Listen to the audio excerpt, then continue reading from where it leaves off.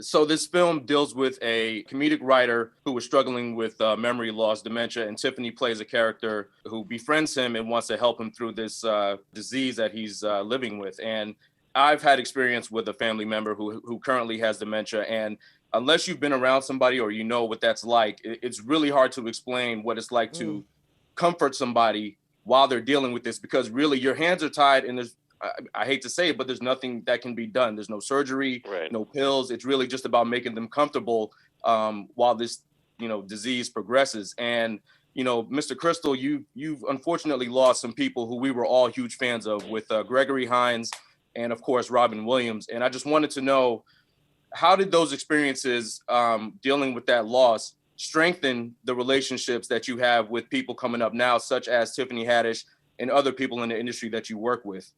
Well, both were incredibly close friends, and their losses are still profound to me. And this character really was based on a relative of mine, and their losses makes you just appreciate your friends that are still with you even more.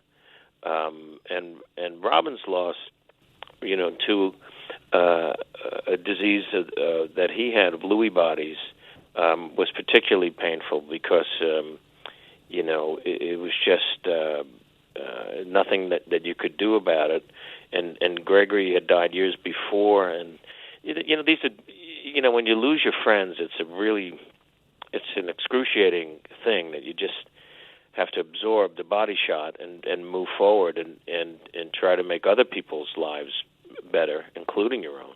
And this character really was inspired by a relative of mine, an aunt that I was taking care of with onset of dementia. And she was a novelist. She wrote 7 novels and was an editor for the Book of the Month Club. And she came to me one day, and she was my last surviving relative, and said, I'm losing my words.